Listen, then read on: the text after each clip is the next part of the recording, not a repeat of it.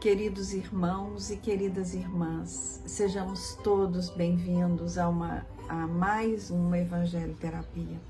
A prática da busca do Evangelho como rumo, como direção, ela é adotada por todos aqueles que elegeram o Mestre Jesus como seu verdadeiro Mestre. Ele é nosso mestre e nós seguimos suas passadas, nós seguimos suas orientações, nós seguimos os seus ensinamentos. E aí buscamos no Evangelho o que nos guiará, o que nos norteará nesta semana, neste dia, nesta vida. Fazemos a abertura do Evangelho de forma aleatória, ou seja, não seguimos uma sequência como fazemos no estudo sistematizado da doutrina espírita, mas sabemos que não existe acaso. Quando buscamos o Evangelho, já há em nossos corações um desejo muito grande de conexão com o nosso anjo guardião, com o nosso mentor e com a nossa casa. E é dessa forma que abrimos o nosso Evangelho, desejando sempre evoluir, sempre trazer luz, trazer alimento para os nossos corações para conseguirmos seguir em busca desse conhecimento, porque esse conhecimento nos traz luz, nos traz força e coragem.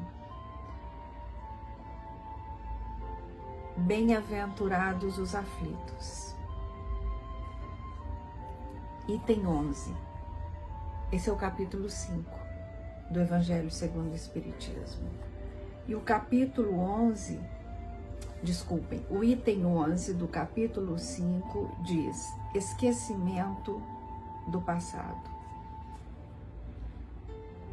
É em vão que se objeta que o esquecimento constitui um obstáculo para que se possa aproveitar da experiência de vidas anteriores.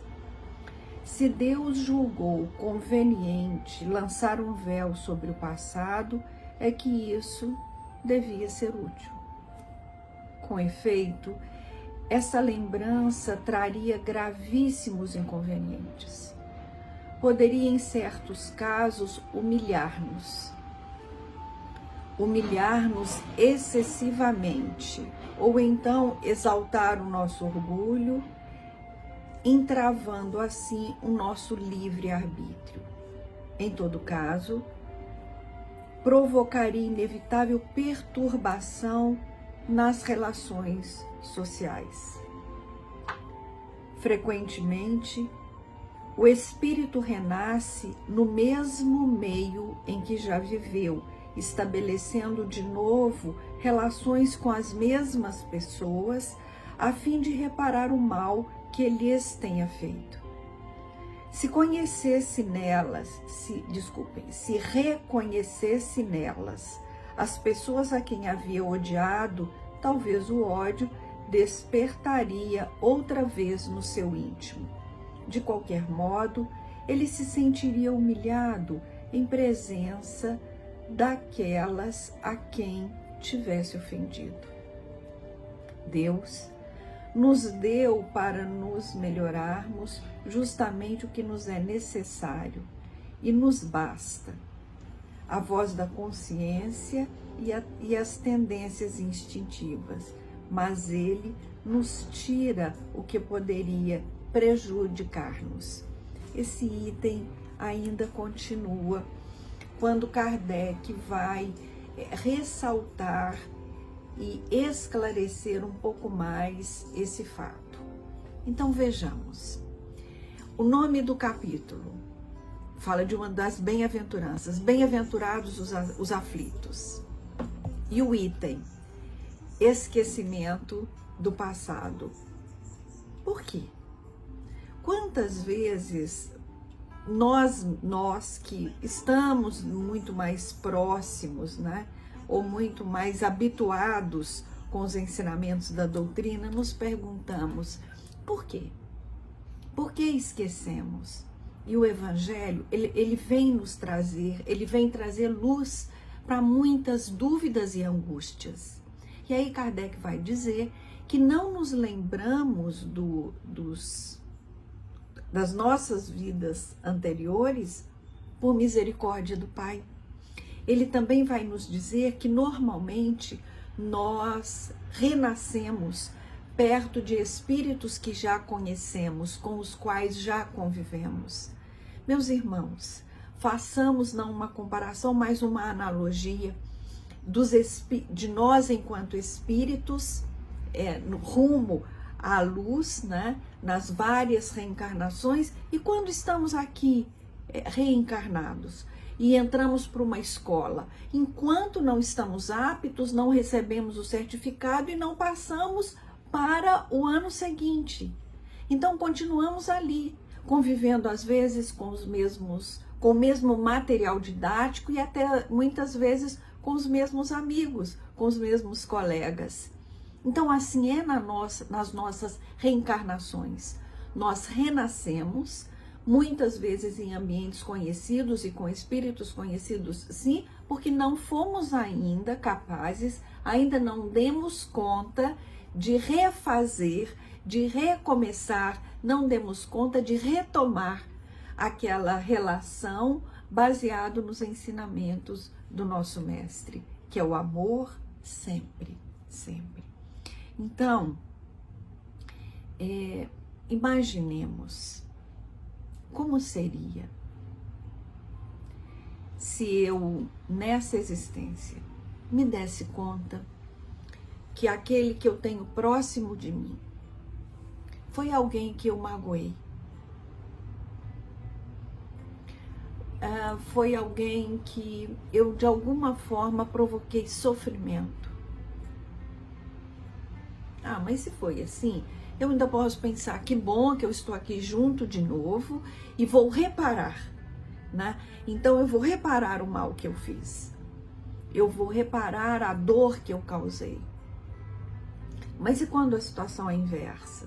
E quando eu tenho ao meu lado alguém que provocou essa dor em mim e causou este sofrimento em mim? Será que eu conseguirei ter esse olhar de amor? Eu conseguirei ter esta compreensão para com esse irmão ou com essa irmã, que hoje pode ser meu pai, minha mãe, meu filho, meu companheiro?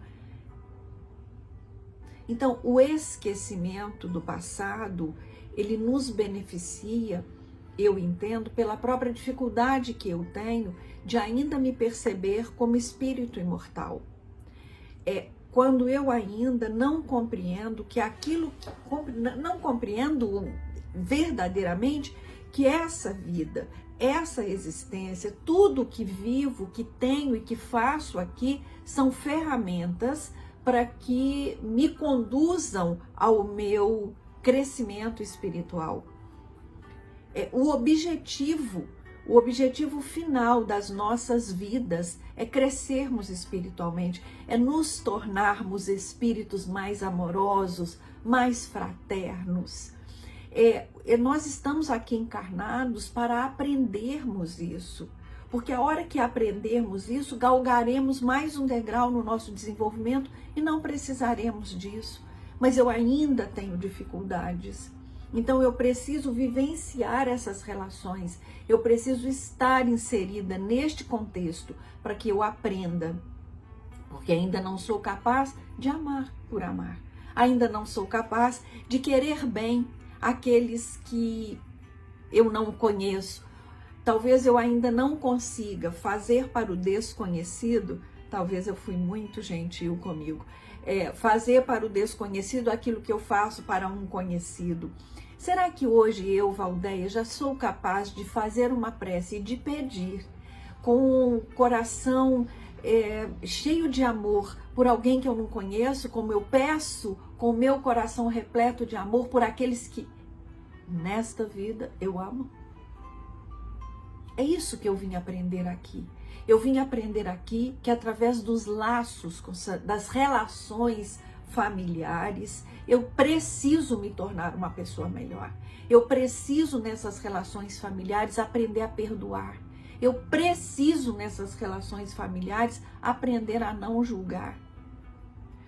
Valdeia, então quer dizer que no Espiritismo todo mundo é anjo, todo mundo é santo? Claro que não. É claro que não. No Espiritismo, nós acreditamos que somos espíritos caminhando para a evolução. Então, quando eu não julgo aquele que nesse instante está furando a fila da vacina, eu não estou dizendo que eu concordo com o que ele fez. Eu simplesmente olho para essa pessoa e digo, você ainda não compreendeu que você não pode ter um benefício quando este benefício ele está calcado, ele foi conseguido à custa da dor do outro. É isso que eu vim aprender aqui. E muitas vezes eu vivo isso e não aprendo. Eu falei de uma coisa grave que é a vacina, mas pode ser uma vaga que eu pego.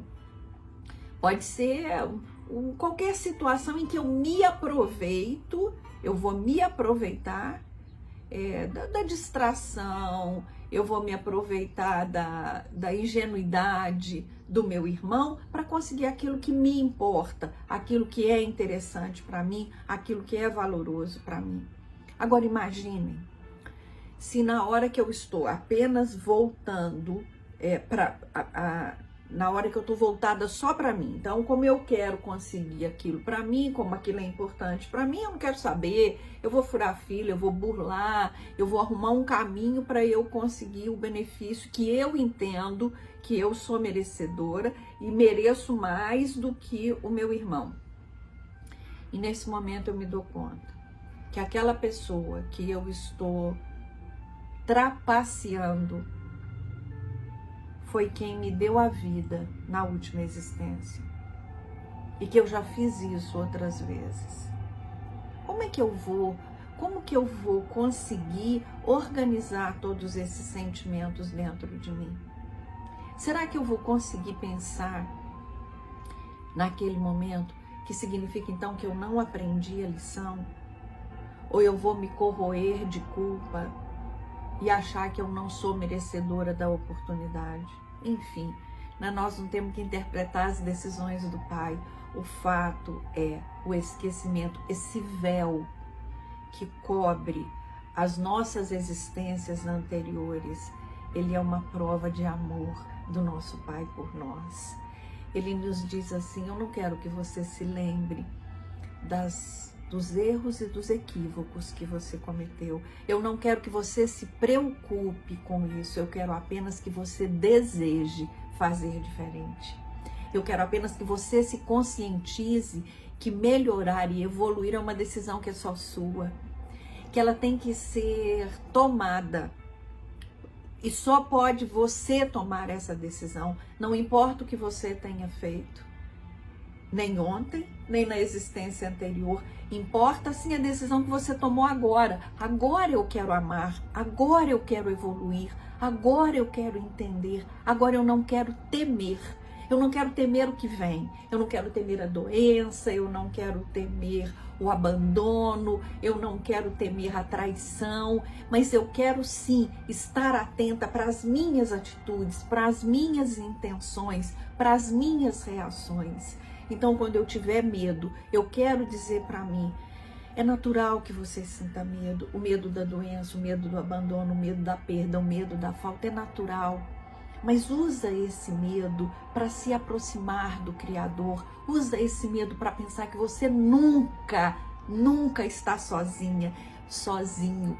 Usa esse medo para você se aconchegar no colo da nossa Mãe Maria, que virá com seu manto de amor e de luz e vai te aconchegar e te cobrir e te fortalecer. Então, que as aflições que cada um de nós estiver passando nesse momento, que elas nos aproximem do nosso Pai, que nós o busquemos, que nós nos lembremos que o nosso Mestre, ele disse que nenhuma ovelha do seu rebanho se perderia. Então busquemos o Pai, busquemos o nosso Criador e o louvemos. Por isso, meus irmãos e minhas irmãs queridas, vamos olhar para as nossas aflições e para as nossas dificuldades com olhos de compreensão. A tarefa difícil que estamos enfrentando hoje ela é prova da confiança que o nosso Pai tem em nós. Então a tarefa difícil que nos foi dada, ela faz parte de um projeto muito grande de crescimento, de evolução. Então vamos olhar para as dificuldades com esses olhos e vamos perceber o quão assistidos somos e o quão amparados estamos. Que Jesus, nosso Mestre, que o nosso Pai de amor e misericórdia faça morada em nossos corações e que o mentor da nossa casa, Zico Horta, continue nos auxiliando, norteando a nossa caminhada. Muito obrigada e uma boa semana para todos nós.